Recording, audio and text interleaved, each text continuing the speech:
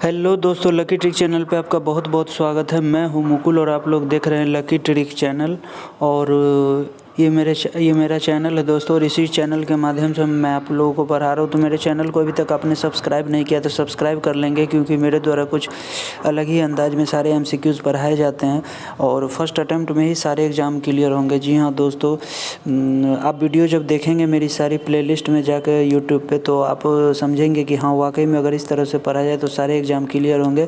तो चलिए दोस्तों, वीडियो को शुरू करते हैं और देखते हैं। आज हम लोग बायोलॉजी पढ़ेंगे और बायोलॉजी में वो भी पादप जगत का जो वर्गीकरण चैप्टर है वो हम इस वीडियो के माध्यम से आज हम पढ़ेंगे MCQs। तो वीडियो शुरू करने से पहले कोटेशन ले लेते हैं, ध्यान से पढ़ेंगे इसको। क्यों रुक जाते हो 4 दिन की मेहनत के बाद, अरे वक्त लगता है बीज को फसल बनने में। जी हाँ दोस्तों, स्टूडेंट, हम आप स्टूडेंट सब के लिए ये सब क्या है, ये एक अच्छा कोटेशन है, मोटिवेशन है ये।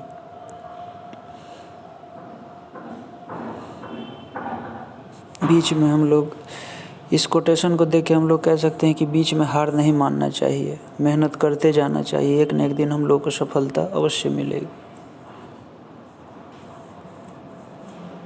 कुछ इसी तरह का वीडियो जब आप लोग सर्च करेंगे यूट्यूब पर तो कुछ इसी तरह का आएगा, लूसेंट MCQs बड़े ट्रिक से UPSC एस्पिरेंट से। तो बायोलॉजी का ये है दोस्तों, और पादप जगत का वर्गीकरण, यही चैप्टर आज हम लोग पढ़ेंगे। तो चलिए दोस्तों, वीडियो को बिना देरी किए हुए शुरू करते हैं। और पादप जगत के वर्गीकरण के अंतर्गत हम लोग पढ़ते हैं आज, निम्नलिखित में से किसे वर्गीकी का पितामह कहा जाता है। तो वर्गीकी का पितामह किसे कहा जाता है? लिनियस को वर्गीकी का पितामह।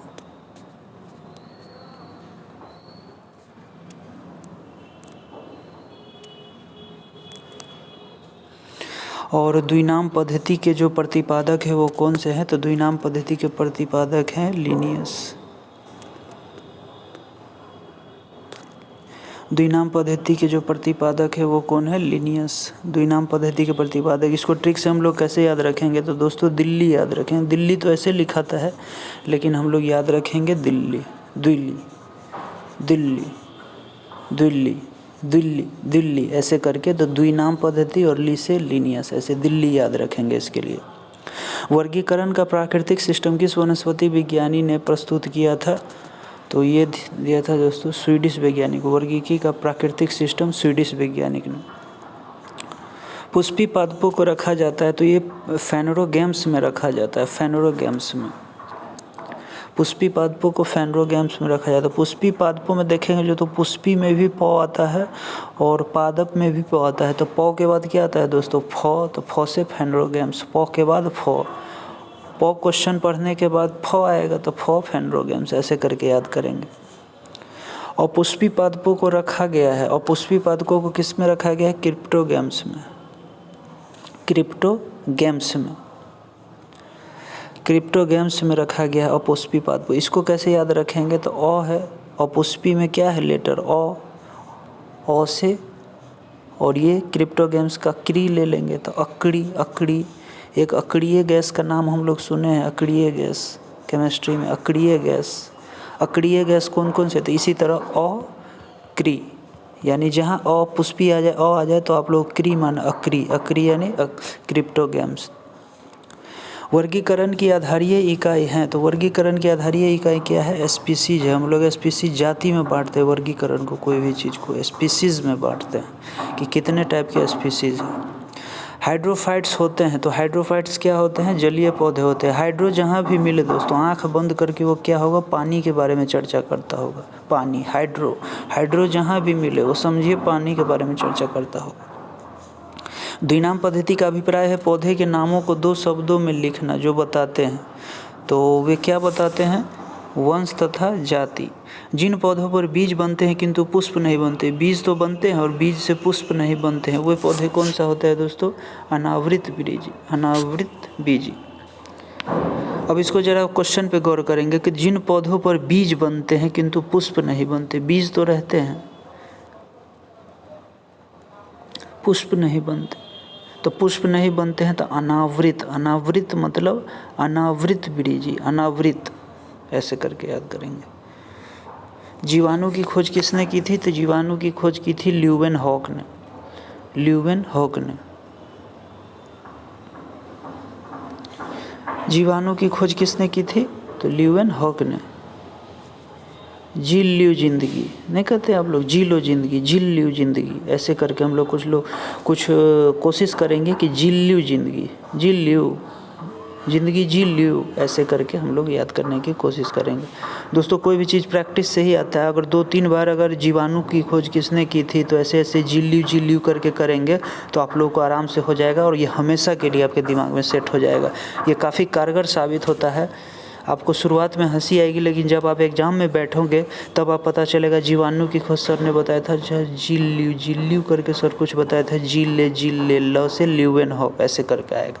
जीवाणु से संबंधित निम्न, क्योंकि हम लोग यूपीएससी के एग्ज़ाम, जितने भी एग्ज़ाम हुए स्टेट पीसीएस यूपीएससी, सब में ये ट्रिक हम लोग को काम आया और एक भी क्वेश्चन इस तरह का नहीं छूटा है। दोस्तों आप लोग को अभी नहीं छूटेगा। जीवाणु से संबंधित निम्न कथनों में कौन सही है? तो ये है, अधिकांश जीवाणु विविध पोषी होते हैं किंतु कुछ स्वपोषी भी होते हैं। जीवाणुओं को पौधे माना गया है क्योंकि इनमें कठोर कोशिका भित्ति होती है। जीवाणुवी कोशिकाओं में नहीं होता है। तो क्या नहीं होता है जीवाणुवी कोशिकाओं में? सूत्रकणिका। जीवाणुओं की साधारण आकृति क्या होती है? तो जीवाणुओं की साधारण आकृति होती है छड़ रूपी जीवाणु।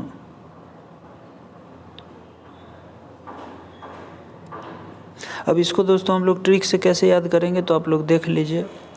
हम लोग जब बच्चे में थे, जब कोई बच्चा होता है, वो जो तुतला होता है, तोतला जो तोतला के बोलता है, तो उसको देखिएगा वो क्या बोलता है? सर जी को क्या बोलेगा वो? देखिए दोस्तों, जो बच्चा तोतला होता है, मैं इसका ट्रिक बता रहा हूँ दोस्तों कि जीवाणु की आकृति आखिर क्यों हम लोग याद कर लेंगे। तो तोतला बच्चा जो होता है वो, उसका आवाज़ कैसा होता है? तो देखिए, सर जी को क्या बोलेगा? जो बच्चा तोतला होगा वो सर जी को क्या बोलेगा? छड़ जी, ऐसे करके बोलेगा। छड़ जी, हमको उसने मारा था, ऐसे करके वो बोलता है। तो इसीलिए जीवाणुओं की साधारण आकृति कैसी होगी? छड़ रूपी होगी। जो जीवाणु आकार में सबसे छोटे होते हैं कहलाते हैं। तो जो जीवाणु आकार में सबसे छोटे होते हैं क्या कहलाते हैं? तो वे कहलाते हैं गोलाणु। अब कह रहे हैं जीवाणु जो आकार में छोटे होते हैं, सबसे छोटे होते हैं। अब देखो, सबसे छोटे और जीवाणु की चर्चा होती है तो छोटे बच्चे क्या होते हैं? जो छोटे छोटे बच्चे होते हैं वो क्या होते हैं? गोलू मोलू होते हैं। नहीं कहते आप लोग, हम लोग प्यार से बच्चों को गोलू मोलू लग रहा है बाबू, तो गोलू मोलू लग रहा है। सबसे छोटे चीज़ क्या होता है? गोलू मोलू लगता है। तो जीवाणु की आकृति क्या होगी? गोलाणु। सबसे छोटा होता है तो गोलाणु। एक गोल जीवाणु कहलाता है। तो एक गोल जीवाणु क्या कहलाता है? कोकस कहलाता है। एक गोल जीवाणु कोकस कहलाता है। एक सर्पिल जीवाणु को कहते हैं। तो एक सर्पिल जीवाणु को क्या कहते हैं? स्पाइरिलम। 18 नंबर क्वेश्चन देखते हैं।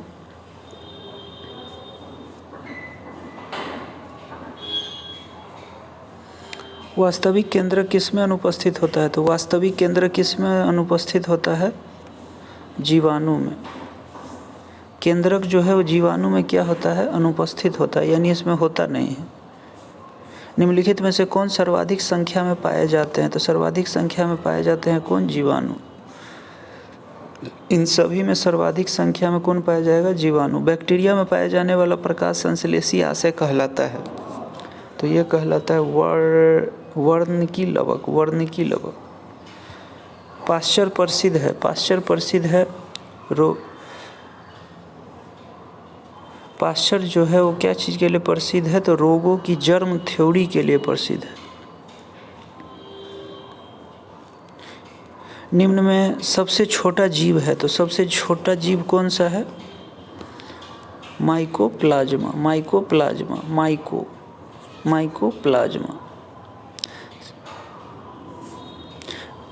जो जीवाणु सीधे ही वायुमंडलीय नाइट्रोजन को नाइट्रोजन के यौगिक में बदलते हैं क्या कहलाते हैं? ये कहलाते हैं नाइट्रोजन स्थिरीकरण जीवाणु। मूल ग्रंथिकाओं पाई जाती है। तो मूल ग्रंथिका जो पाई जाती है कुछ लेग्यूमिनस पादपों तथा कुछ अन्य पौधों में भी मूल ग्रंथि का। लेग्यूमिनस जो होता है दोस्तों दलहनी पौधे की जड़, ऐसे करके।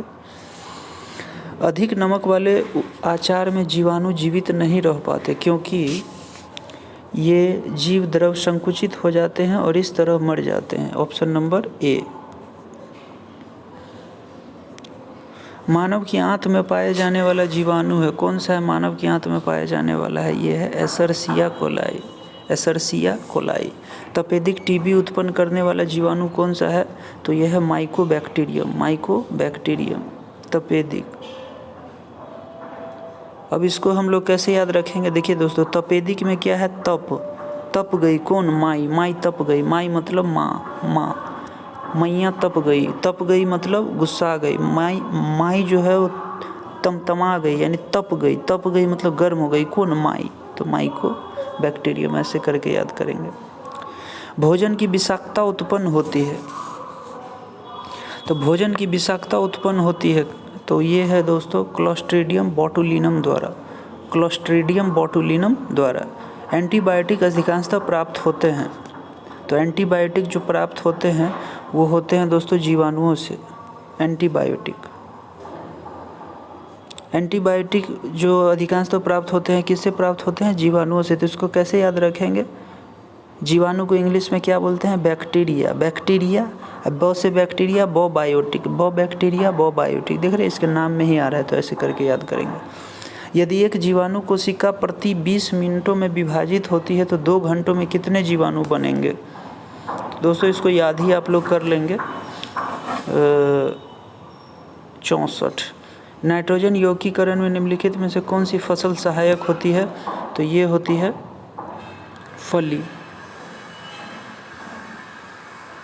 नाइट्रोजन स्थिरीकरण में लेग हीमोग्लोबिन का क्या कार्य है? तो ये है दोस्तों ऑक्सीजन का अवशोषण। चाय की पत्तियों के क्यूरिंग में किसका उपयोग होता है? तो क्यूरिंग में होता है जीवाणु का। क्यूरिंग में किसका होता है? जीवाणु का। नेक्स्ट क्वेश्चन देखते हैं 34 नंबर।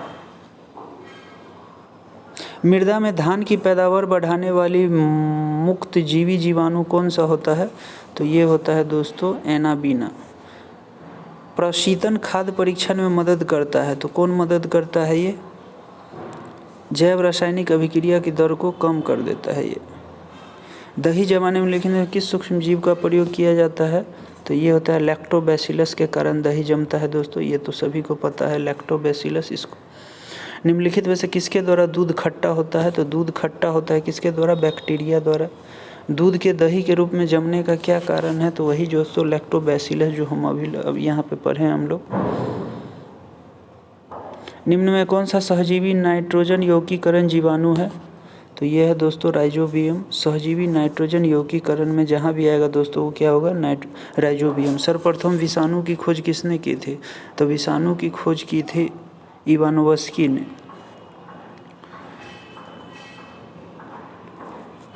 इवानोवस्की।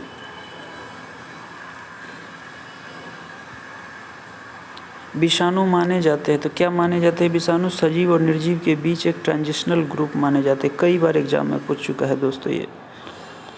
निम्नलिखित में से किसमें एंजाइम नहीं होते हैं? एंजाइम नहीं होते हैं किसमें? विषाणु में एंजाइम नहीं होते। टीएमटी शब्द संबंधित है, टीएमवी, सॉरी दोस्तों टीएमवी।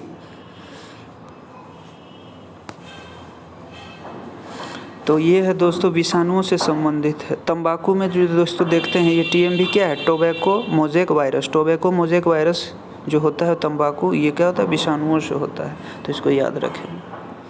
हाइड्रोफोबिया रोग उत्पन्न होता है, तो हाइड्रोफोबिया रोग उत्पन्न होता है, तो ये किससे होता है? विषाणु से होता है। यहाँ दोस्तों फोबिया जो होता है वो डर होता है। फोबिया का मतलब क्या होता है? यहाँ पे डर होता है, यानी जल से जो डरता है, और जल से डरता है वो रोग जो होता है हाइड्रोफोबिया, वो विषाणु के कारण होता है। कुत्ते के काटने से भी ये होता है हाइड्रोफोबिया। कुत्ते के काटने से जिस विषाणु के द्वारा घात रोग उत्पन्न करता है वो क्या होता है? हाइड्रोफोबिया। चेचक के लिए टीके का विकास किसने किया था? तो ये किया था एडवर्ड जेनर ने।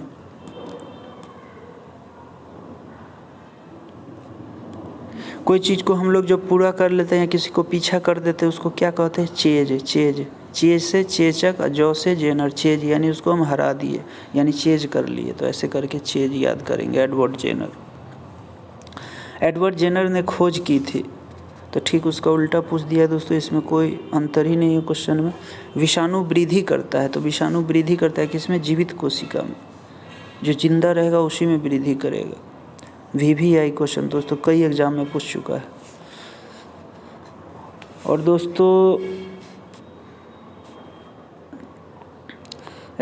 49 नंबर देखते हैं। विषाणु निर्जीव माने जाते, विषाणु निर्जीव माने जाते हैं कह रहा है दोस्तों, निर्जीव माने जाते हैं, ये क्रिस्टलाइज हो सकते हैं इसीलिए।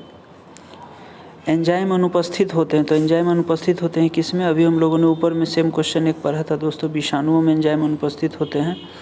और एड्स का कारण क्या है? तो एड्स का कारण है दोस्तों T4 लिम्फोसाइट्स की कमी हो जाने से। 52 नंबर देखते हैं।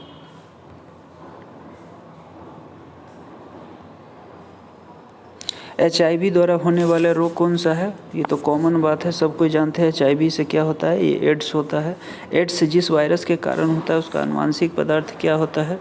तो ये होता है दोस्तों एक स्ट्रैंड RNA होता है, एक स्ट्रैंड RNA होता है। एड्स का कारण क्या है? तो एड्स का कारण है क्या? वायरस, वायरस के कारण एड्स होता है। HIV एड्स जिसको बोलते हैं, HIV एड्स, HIV। इबोला क्या है? तो इबोला क्या है? इबोला एक वायरस है जो कि काफ़ी मात्रा में फैला हुआ था। एड्स फैलता है, तो एड्स किससे फैलता है? शारीरिक संपर्क से फैलता है ये। विषाणु में क्या होता है? तो विषाणु में जो होता है वो न्यूक्लिक एसिड और प्रोटीन होता है, न्यूक्लिक एसिड और प्रोटीन होता है।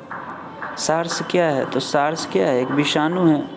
कोरोना जिस तरह दोस्तों फैला उसी तरह सार्स भी एक टाइम में बहुत महामारी मचाया था, लेकिन ये कोरोना की तरह सार्स ने तबाही नहीं मचाया था, कोरोना कुछ ज़्यादा ही विकराल रूप ले लिया था। खसरा निम्नलिखित संक्रमण के कारण होता है, तो खसरा किसके कारण होता है? विषाणु के कारण खसरा। इसको याद रखेंगे दोस्तों, सांप का बिख याद रखेंगे, बिख। ख से खसरा और वी से विषाणु यानी बिख। सांप का जो बिख होता है ना उसी को बिख बोलते हैं। विष जो होता है उसी को हम लोग रीजनल लैंग्वेज में बिख बोलते हैं। तो बिख मतलब ख से खसरा, वी से विषाणु, ऐसे याद रखेंगे।